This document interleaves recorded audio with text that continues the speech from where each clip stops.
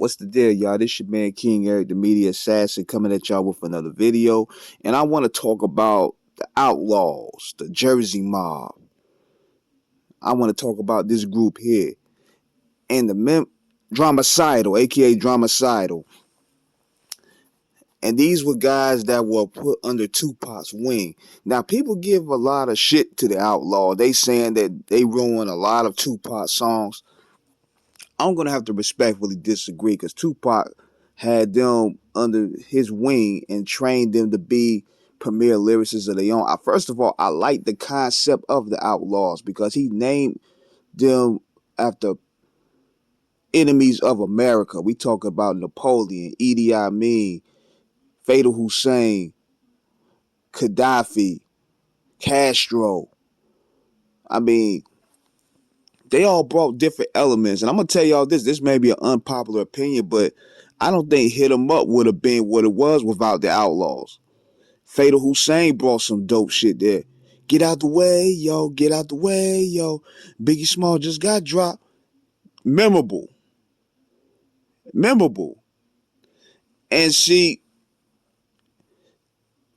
you can't lose with a guy like Tupac. Because one thing for sure, Tupac had those guys in a work ethic that's unexplainable.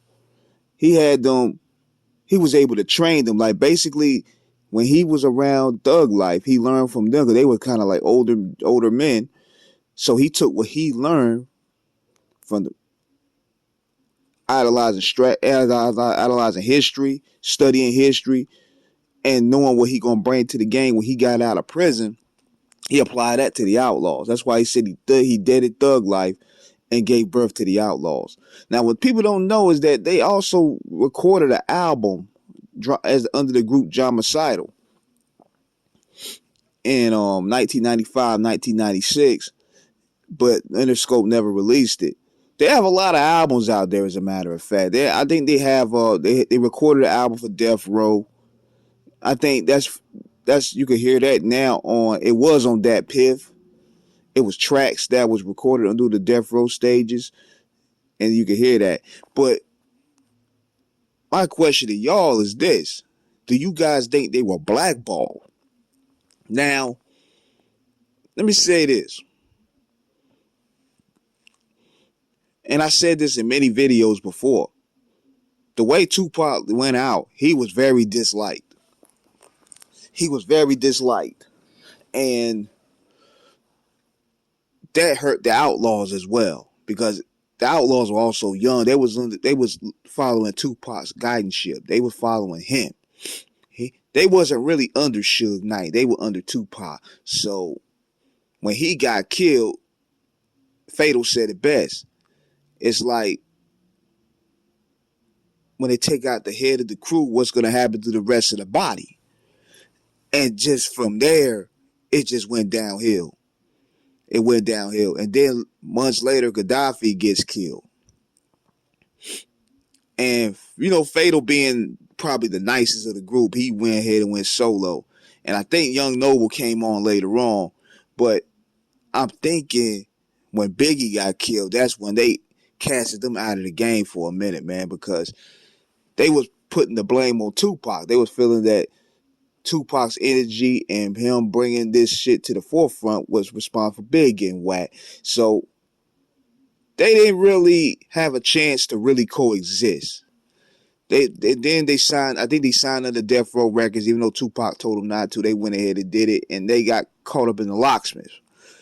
They was contractually locked in, so they had to go through contractual issues with Death Row Records to get on Rap A Lot. They never really put out an album there, but they were free.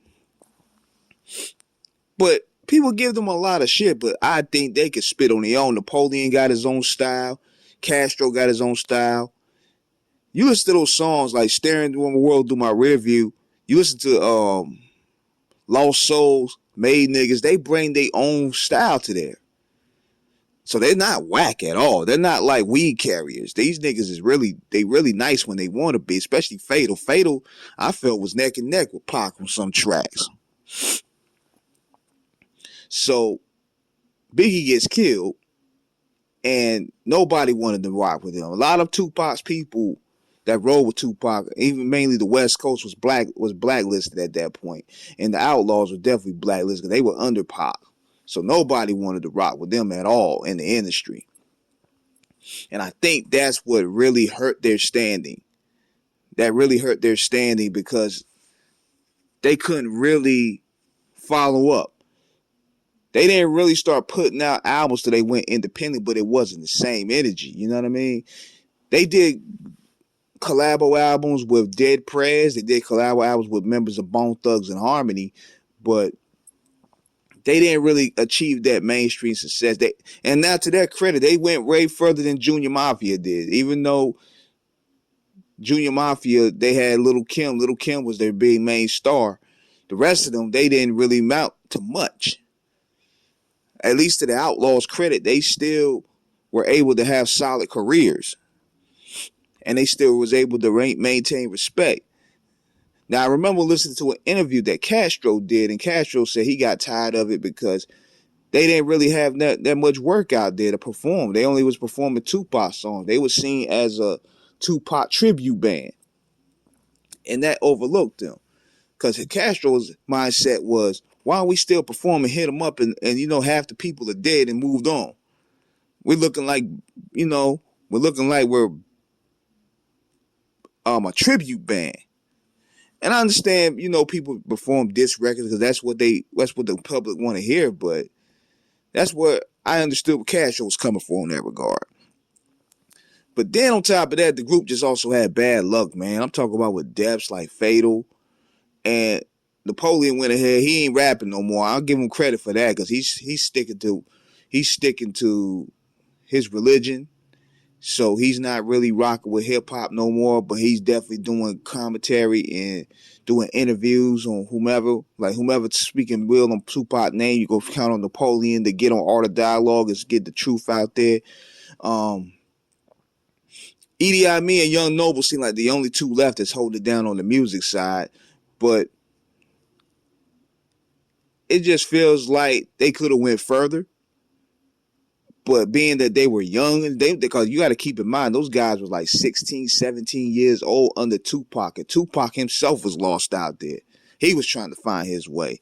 So they had to pretty much find their way as youngins in this jungle you call the music industry, and not to mention they was involved with the streets. Now, to their credit, they dropped some pretty solid albums. I think they dropped the Jersey Mob compilation, the Jersey Mob compilation. They dropped Ride With Us or Collide With Us. They dropped Novocaine. I think that was the name of the album.